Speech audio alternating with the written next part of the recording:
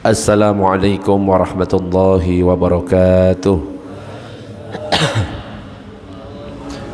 Bismillah walhamdulillah. Sayyidina Muhammad ibn Abdillah wa sahbihi wa man walah, la hawla wa la quwata illa billah, amma ba'du.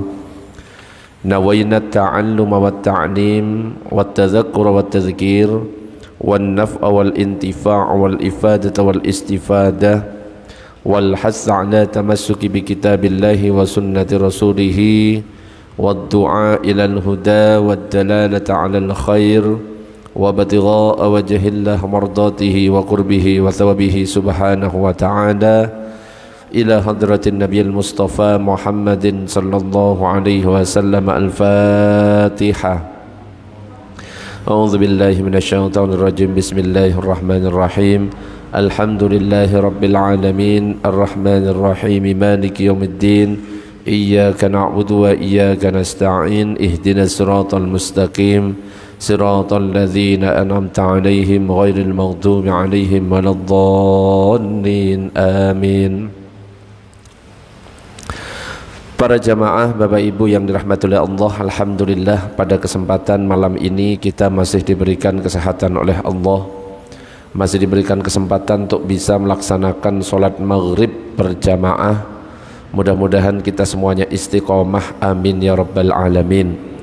Para jamaah, Bapak Ibu yang dirahmati oleh Allah, pada kesempatan malam ini kita akan melanjutkan kajian kitab Hadis Al-Arba'in An-Nawawiyah, kitab yang ditulis oleh Al-Imam An-Nawawi, dan kita sudah sampai ke hadis yang ke-8, di mana dalam kitab ini di hadis yang ke-8 disebutkan An Ibni Umar radhiyallahu anhuma anna Rasulullah sallallahu alaihi wasallam qala umirtu an uqatilan nasa hatta yashhadu an la ilaha illallah wa anna muhammadar rasulullah wa yuqimus salata wa yu'tuz zakata fa iza fa'alu dhalika asamu minni dima'ahum wa amwalahum illa bihaqqil islami wa hisabuhum 'ala Allahi. Rawahul Bukhari wa Muslim. Dari Ibnu Umar bahwa Rasulullah sallallahu alaihi wasallam telah bersabda, aku diperintahkan untuk memerangi manusia hingga mereka bersaksi tidak ada yang disembah dengan benar kecuali Allah, dan bahwa sesungguhnya Muhammad adalah utusan Allah, menegakkan solat, menunaikan zakat. Jika mereka melakukan yang demikian, maka mereka telah memelihara darah dan harta mereka dariku kecuali dengan hak Islam, dan perhitungan mereka ada pada Allah. Jadi kalau berbicara tentang hadis yang ke-8 ini, dikatakan dalam penjelasannya bahwa status dari hadis ini adalah mutawatir. Pada setiap tingkatan diriwayatkan oleh perawi yang sangat banyak sehingga tidak mungkin bersepakat untuk berbohong. Dan hadis mutawatir itu dipastikan kesohihannya tanpa perlu diteliti sanadnya. Jadi hadis yang tadi saya bacakan itu adalah hadis yang sahih yang diriwayatkan oleh Imam Bukhari dan Muslim. Jadi kalau ada hadis yang meriwayatkan adalah dua imam ini, Bukhari dan Muslim, maka istilahnya itu adalah muttafaq alaih, dan itu sudah pasti sahih alias benar. Dan hadis ini menjelaskan beberapa hal. Di antaranya yang pertama adalah metode masuk ke dalam Islam adalah dengan bersyahadat. Jadi seseorang non-muslim atau orang kafir yang ingin masuk ke dalam Islam, maka dia itu wajib mengucapkan dua kalimat syahadat, yaitu asyhadu an la ilaha illallah wa asyhadu anna muhammadar rasulullah. Jadi percuma kalau seandainya ada orang non-muslim dia berbuat baik, dia berbagi kepada sesama, sedekah istilahnya, dia berbuat baik ke tetangganya dan lain sebagainya. Tapi selama dia belum masuk ke dalam agama Islam, maka apa yang dikerjakan, kebaikan-kebaikan, sedekah-sedekah yang diberikan kepada orang lain, itu tidak dihitung alias tanpa pahala. Jadi sia-sia apa yang dilakukan itu. Jadi ibaratnya syahadat itu adalah pendaftarannya. Kalau seseorang mau masuk sekolah, dia mendaftar sehingga terdaftar dalam absensinya. Nah, syahadat ini adalah alat untuk mendaftarkan diri sebagai Islam, sehingga ketika kita melakukan perbuatan baik maka akan terdata, perbuatan buruk juga terdata. Tapi kalau misalkan tidak pakai syahadat, maka ya tetap sia-sia. Dan juga ketika ada orang yang pengen masuk Islam, misalkan ada teman kita kok tiba-tiba nelpon kita, Pak, saya mau masuk Islam, jangan ditunda meskipun 1 menit 2 menit. Seketika itu langsung dituntun mengucapkan syahadat. Jangan sampai ditunda, oh yaudah besok ke masjid, nanti ada ustadz yang akan menuntunmu. Jangan. Apalagi masih disuruh menunggu 1 minggu, nanti kita ke Al-Akbar misalkan. Jangan. Kenapa? Khawatir dalam masa penungguannya ternyata Allah cabut nyawanya, mati, dan matinya tidak dalam keadaan Islam. Yang akan bertanggung jawab adalah kita. Makanya kalau ada orang mau masuk Islam, baik dia telepon atau datang ke rumah, langsung ayo saya tuntun. Sekarang ucapkan asyhadu alla ilaha illallah wa asyhadu anna muhammadar rasulullah. Masalah nanti biar lebih mantap atau ada tanda tangan sebagai buktinya, nanti berikutnya bisa dibawa ke masjid. Tapi seketika itu harus langsung kita tuntun. Termasuk ketika lagi khutbah Jumat, kita lagi khutbah Jumat, tiba-tiba ada orang non muslim datang, Ustadz saya mau masuk Islam, berhenti khutbahnya, kita tuntun dulu orang yang mau masuk Islam itu. Masalah nanti khutbah diulang, ya diulang saja. Saking pentingnya kita mengutamakan orang yang mau masuk Islam. Nah, kalau orang masuk Islam, misalkan usia 50 tahun dia baru masuk Islam, maka yang dulu-dulu maksiat-maksiat yang pernah dikerjakan selama dia non muslim hangus. Berbeda dengan orang yang murtad.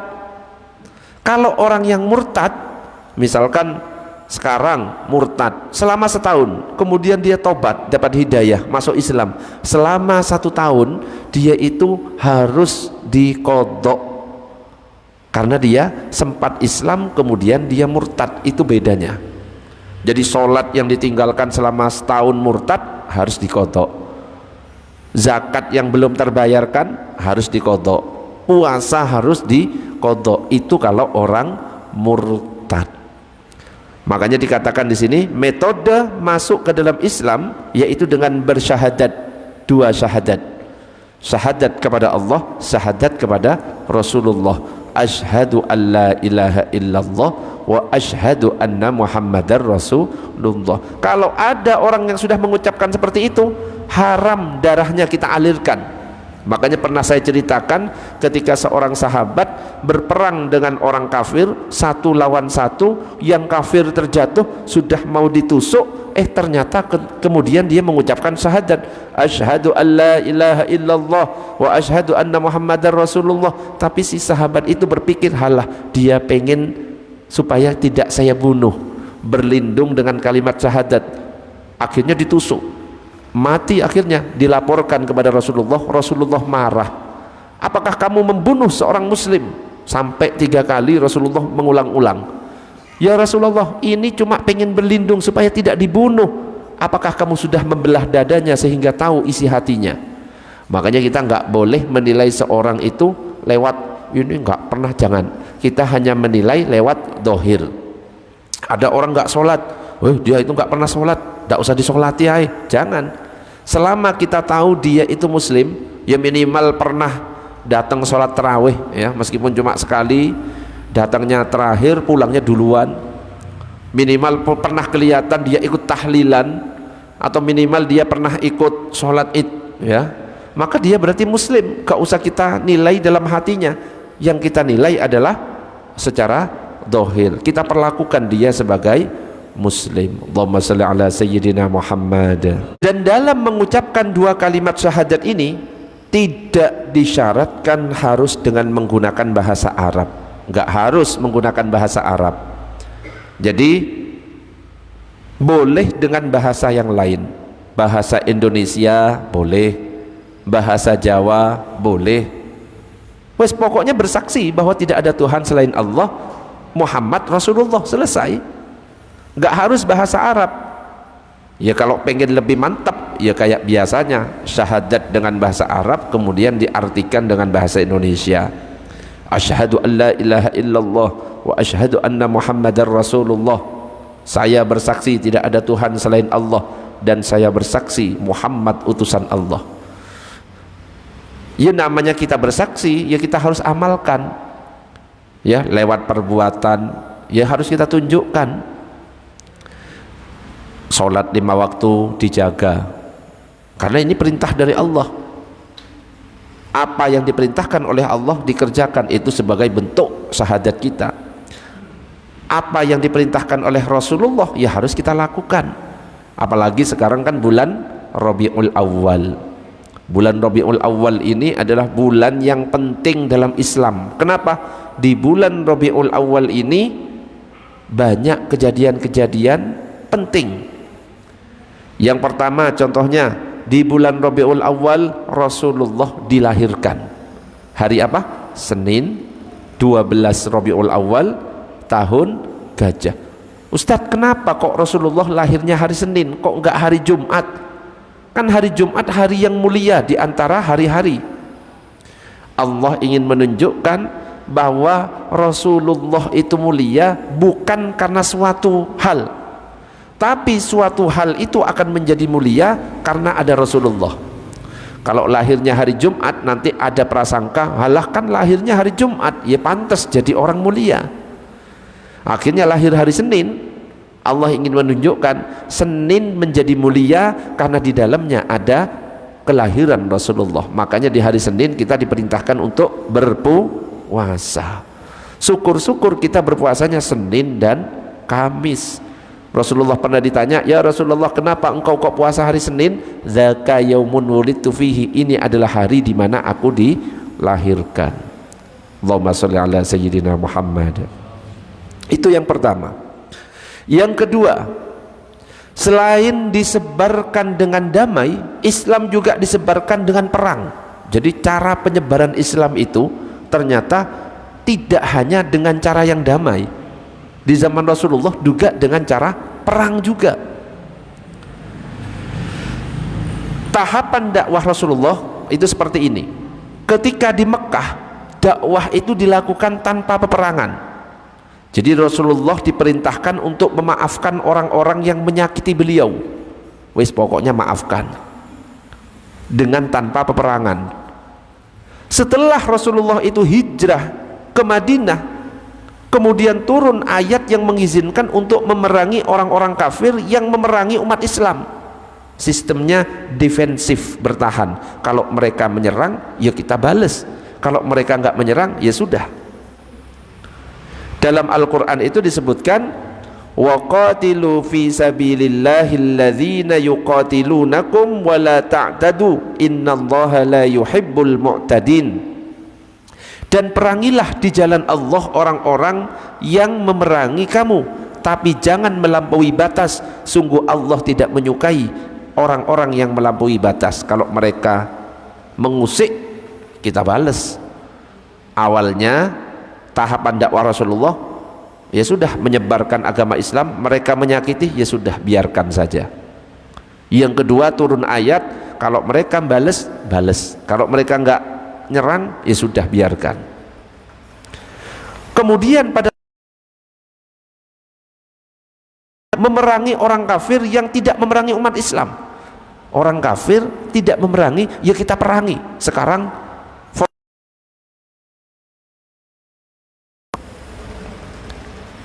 dan ini disebutkan dalam Al-Quran surat An-Nisa ayat 89, fa in tawallau fakhudhuhum waqtuluhum haitsu wajadtumuhum, dan perangilah mereka dimanapun mereka kamu temukan.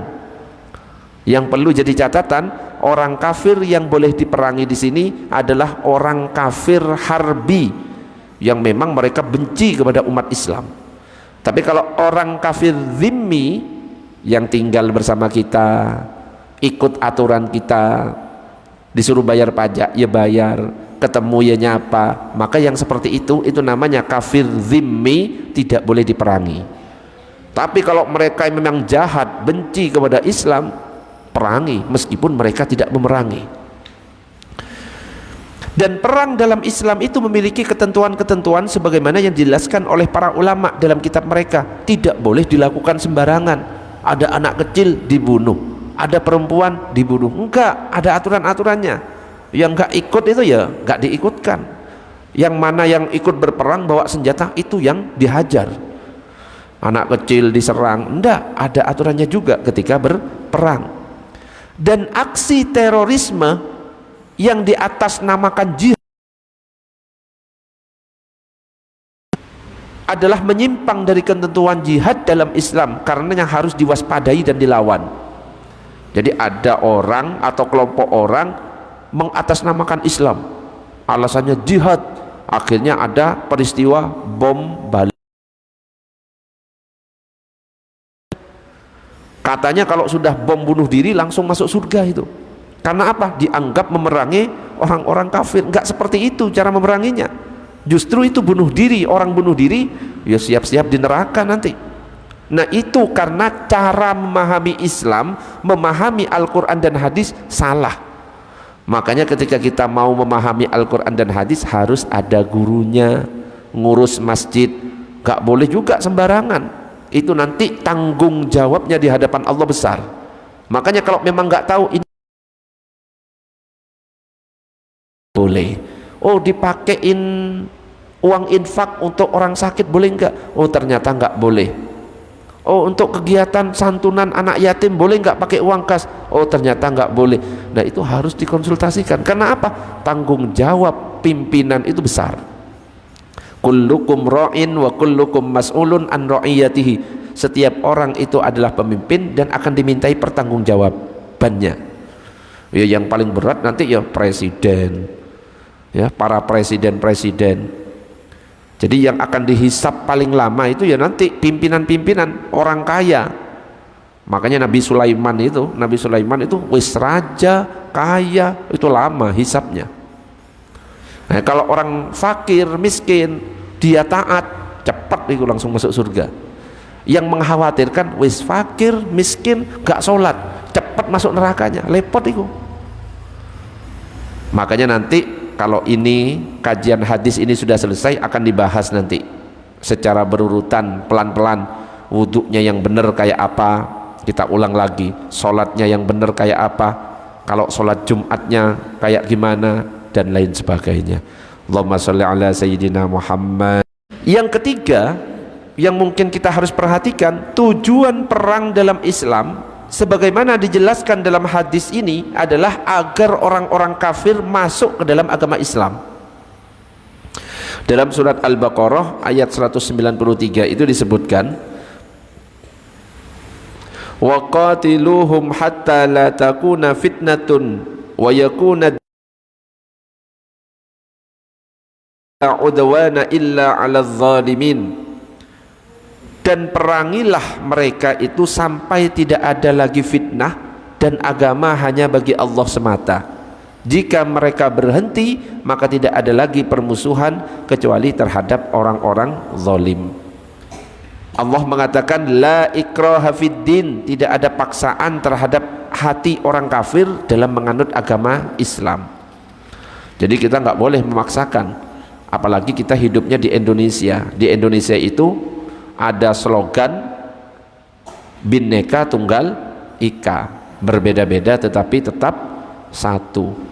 Agamanya apa ya kita harus tetap satu, apalagi sesama agama Islam. Kadang-kadang ribut ya, hanya karena memperingati Maulid Nabi langsung dituduh sebagai ahli bid'ah, penduduk neraka dan dikatakan sebagai orang sesat. Nah, itu bahaya. Jangan diikuti kelompok-kelompok yang seperti itu. Dan para ulama berbeda pendapat tentang penafsirannya. Sebagian ulama mengatakan bahwa ayat tersebut la ikraha fiddin, bahwa ayat tersebut mansukh dengan ayat qital, sudah dihapus. Sebagian ulama lagi mengatakan bahwa tidak boleh memaksa orang kafir zimmi untuk masuk Islam. Dan sebagian ulama lagi mengatakan bahwa tidak bisa memaksa hati orang kafir untuk masuk Islam, karena hidayah itu Allah yang menentukan. Jadi namanya hidayah tetap Allah. Wong Abu Thalib ini yang ngerawat Rasulullah. Jadi sedikit tentang Rasulullah ketika di dalam kandungan ibunya Sayyidah Aminah itu sudah ditinggal oleh bapaknya Abdullah.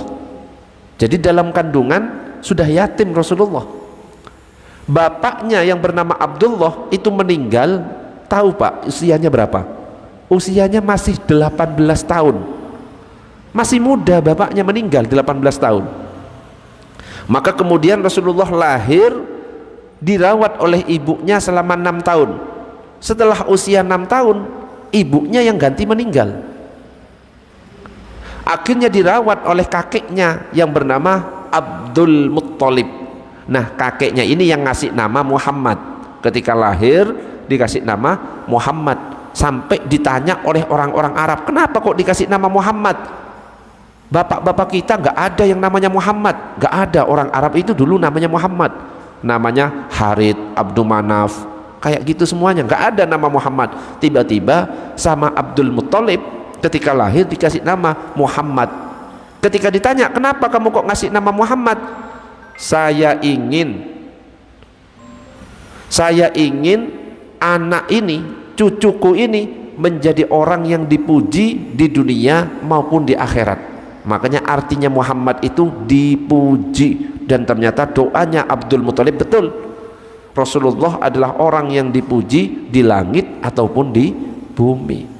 Makanya bapak-bapak kalau ngasih nama minimal ada Muhammad apa, Ahmad apa, atau kalau mau pakai nama Asmaul Husna ditambah kata Abdul Aziz, Abdul Rahman, Abdullah, Abdul Razak.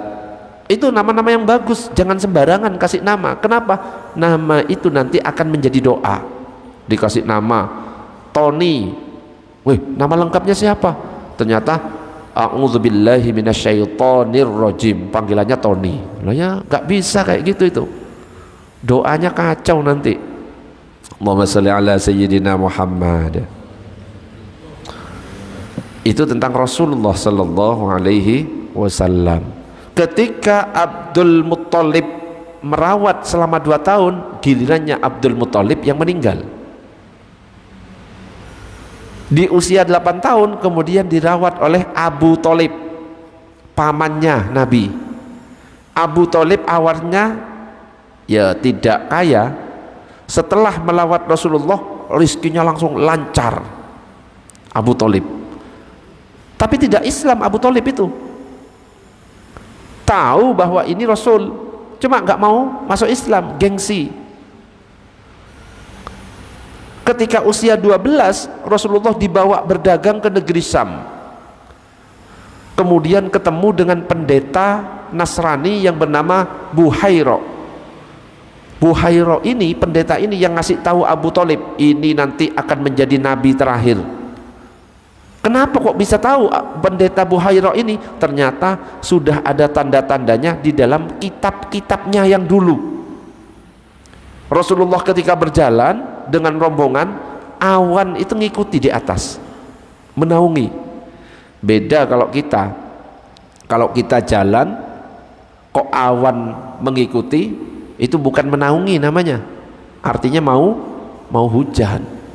Ketika lewat di hutan-hutan, pohon-pohon nunduk semuanya. Untuk apa? Menaungi Rasulullah. Misalkan kita yang jalan, misalkan kok pohon nunduk, itu bukan menaungi, itu mau roboh. Nah itu yang terlihat oleh pendeta Buhairo, sampai bertanya, ini silahkan balik lagi, jangan lanjutkan ke negeri Syam, nanti khawatir malah dibunuh oleh orang-orang Yahudi, karena nanti orang ini akan menjadi pemimpin dunia, menjadi rasul terakhir. Akhirnya balik. Nah Abu Thalib ini ketika mau meninggal, padahal sudah dituntun oleh Rasulullah, ayo paman ucapkan asyhadu an la ilaha illallah wa asyhadu anna muhammadar rasulullah. Karena di sampingnya ada Abu Lahab, ada Abu Jahal, gengsi, ada Abu Jahal, ada Abu Lahab, itu pamannya juga. Abu Lahab itu paman tapi yang memusuhi Rasulullah. Tapi akhirnya mengucapkan Abu Thalib itu, saya bersaksi tidak ada Tuhan selain Allah, katanya Abu Thalib, dan saya bersaksi Muhammad adalah ponaan saya. Wah, gagal ya, cuma disebut sebagai ponaan saya. Akhirnya ya sudah, matinya dalam keadaan tidak Islam. Jadi Rasulullah nggak bisa memberi hidayah, yang bisa memberi hidayah hanyalah Allah subhanahu wa ta'ala. Berbeda dengan pamannya yang satunya, Abu Lahab. Abu Lahab ini meskipun di dalam Al-Quran sudah dikatakan sebagai orang yang celaka, tabbat yada abi lahabiu wa tab ma aghna anhu maluhu wa ma kasab.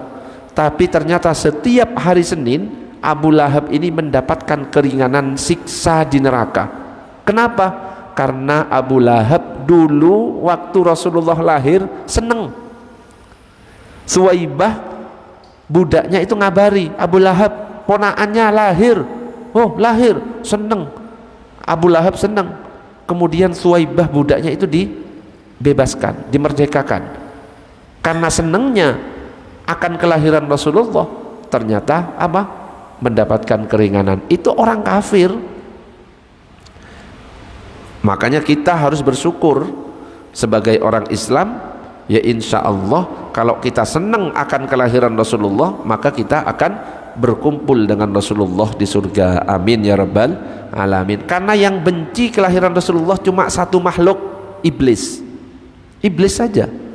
Makanya dikatakan dalam kitab Al-Bidayah wan Nihayah, anna iblisa ronna arba'a ronnatin, iblis itu berteriak sekencang-kencangnya, nangis gak suka dalam 4 keadaan. Hina lu'ina, ketika dilaknat oleh Allah, iblis itu gak senang. Padahal iblis ini dulu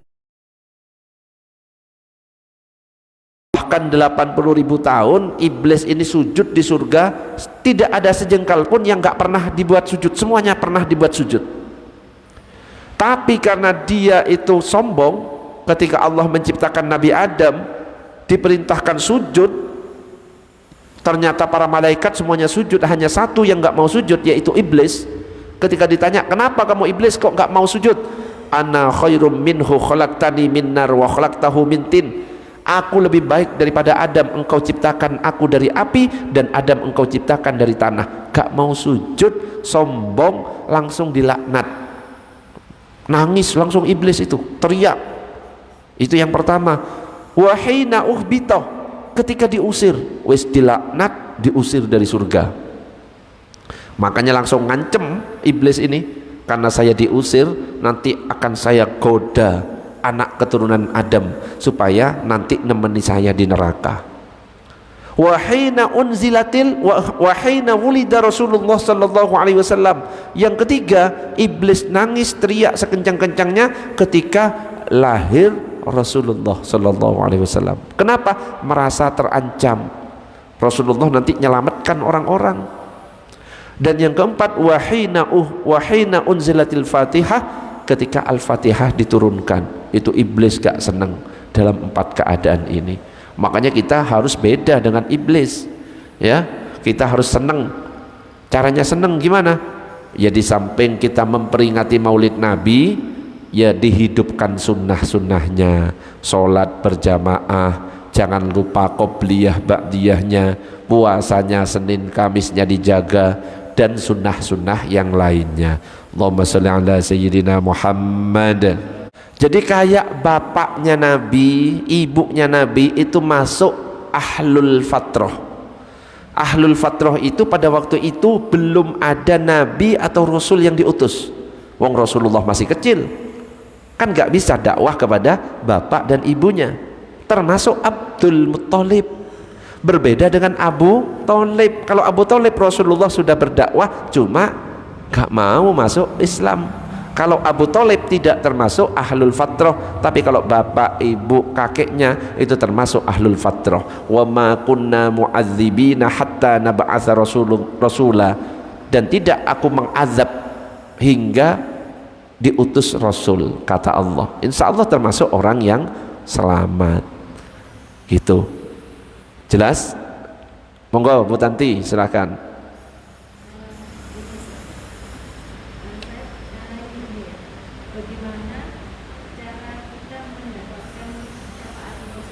Hmm.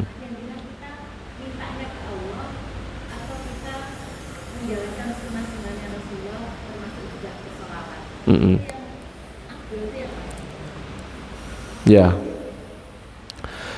Bagaimana cara kita mendapatkan syafaat dari Rasulullah?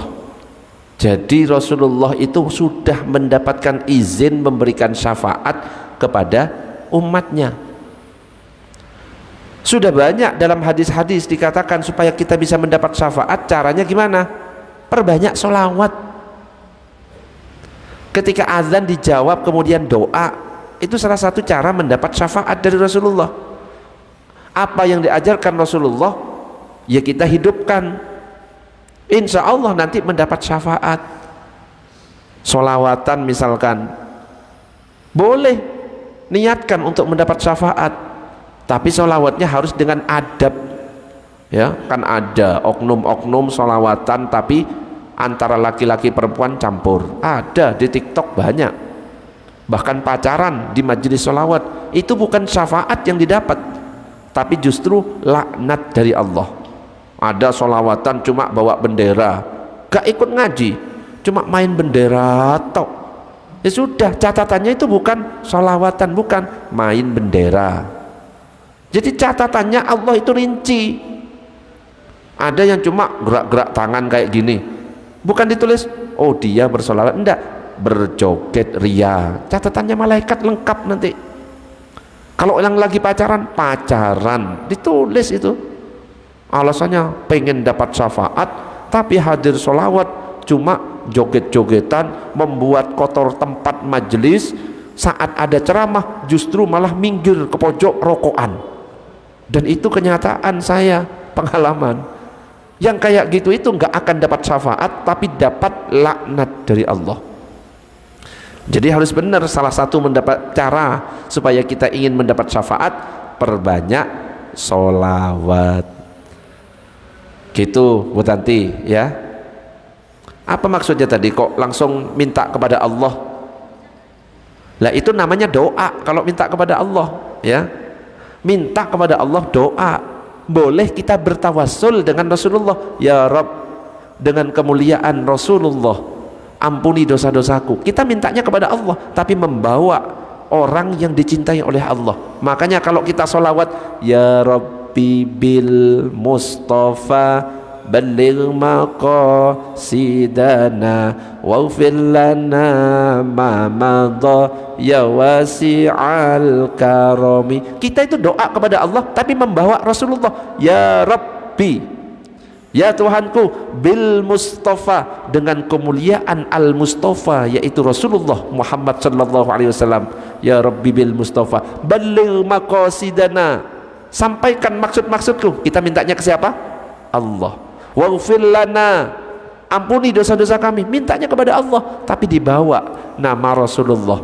Ibaratnya kalau kita melamar pekerjaan, kita misalkan anaknya menteri, datang ke perusahaan, Pak ini saya anaknya menteri, kira-kira lebih diutamakan nggak? Lebih diutamakan daripada cuma datang gak punya orang dalam sama sekali. Kita bawa orang dalam ya, yang sudah dapat jaminan surga, yaitu Rasulullah. Gitu maksudnya. Itu namanya bertawassul. Tapi berdoanya kepada Allah. Yang kesalahan-kesalahan sekarang, ada orang datang ke kuburan, mintanya ke kubur. Mbah Sunan Kalijogo, tolong ini saya dalam keadaan sulit. Ya itu syirik kalau kayak gitu. Nah itu yang salah. Kita justru kalau ziarah, kita mendoakan, ya Allah ampunilah dosa-dosanya, berikan tempat yang mulia untuk beliau, ya Allah, dengan berkah kemuliaan beliau. Nah beliau itu kan dikenal soleh, wali, dibawa namanya, dengan berkah kemuliaan Sunan Ampel, ampuni dosa-dosaku, kita mintanya kepada Allah. Itu nggak syirik kalau kayak gitu. Yang keempat yang harus kita perhatikan adalah orang yang meninggalkan sholat dan zakat, hukumnya dirinci. Tadi dalam hadis itu dikatakan bahwa sesungguhnya Muhammad adalah utusan Allah, dia kan suruh bersaksi dan memerangi orang yang nggak mau bayar zakat, juga memerangi orang yang nggak mau sholat. Nah orang yang meninggalkan sholat dan tidak mau membayar zakat, itu hukumnya dirinci.